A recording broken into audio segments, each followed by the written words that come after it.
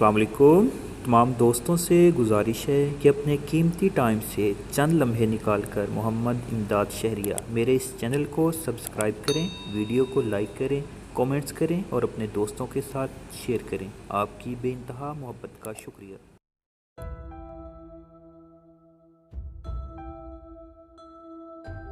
दोस्तों, एक बिजनेसमैन का बिजनेस खत्म होने के करीब था। उसका सरमाया डूब चुका था।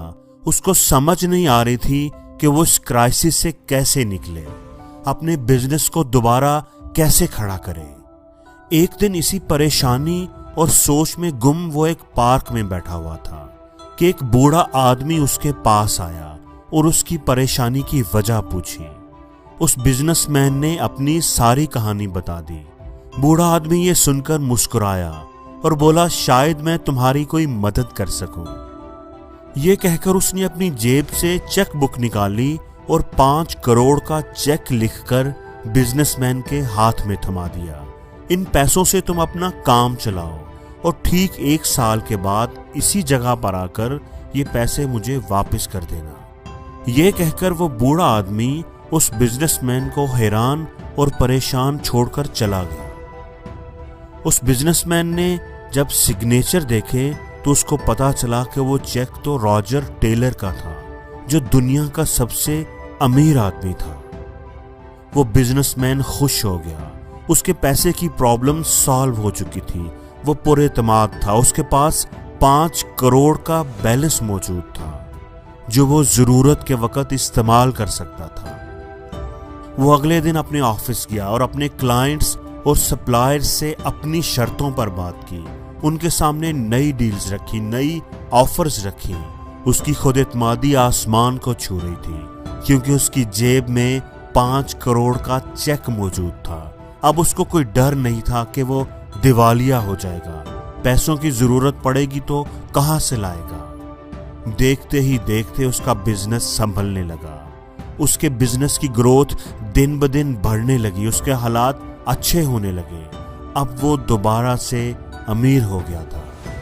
और दोस्तों, मजे की बात ये कि वो 5 करोड़ का चेक अभी भी उसकी जेब में वैसे ही मौजूद था। उसके इस्तेमाल की नौबत ही नहीं आई थी। ठीक 1 साल के बाद वो उस पार्क में दोबारा मौजूद था। उसकी नजरें उस बूढ़े आदमी को ढूंढ रही थी, जो बिलाखिर उसे एक बेंच पर बैठा हुआ नजर आ ही गया। वो बिजनेसमैन उसके पास जाकर अपनी बात करने ही लगा था कि एक नौजवान लड़की तेज तेज कदमों से चलती हुई उनके पास आई। वो भी शायद उस बूढ़े आदमी को ही ढूंढ रही थी। पास आकर वो उस बिजनेसमैन से बोली, माफ कीजिएगा, इन्होंने आपको परेशान तो नहीं किया? ये अक्सर बगैर बताए घर से निकल आते हैं और खुद को रॉजर टेलर समझने लगते हैं। वो बिजनेसमैन ये बात सुनकर हैरान रह गया। वो बेयकीनी से हाथ में पकड़े उस 5 करोड़ के चेक को देख रहा था, जो फेक था, जो जेली था, जिसने उसके बिजनेस को दोबारा अपने पांव पर खड़ा कर दिया था। तब उस बिजनेसमैन को एहसास हुआ कि जब वो टूट चुका था, जब उसे खुद पर यकीन नहीं रहा था, उसे लग रहा था कि अब वो कुछ नहीं कर सकता, तो उस चेक ने उसका अपनी जात पर यकीन वापस दिलाया था। उसको एक नया जज्बा दिया था, एक नया जोश और वल्वला दिया था। उसको अपनी जात पर एतमाद दिया था और उसको जितनी भी कामयाबी मिली थी वो उसके खुद एतमादी से किए गए फैसलों की वजह से मिली थी।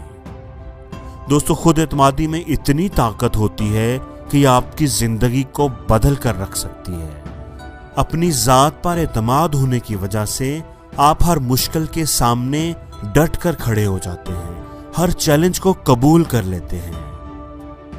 दोस्तों, आप अपने बारे में क्या समझते हैं, ये ज्यादा अहम है इस बात से कि लोग आपके बारे में क्या समझते हैं।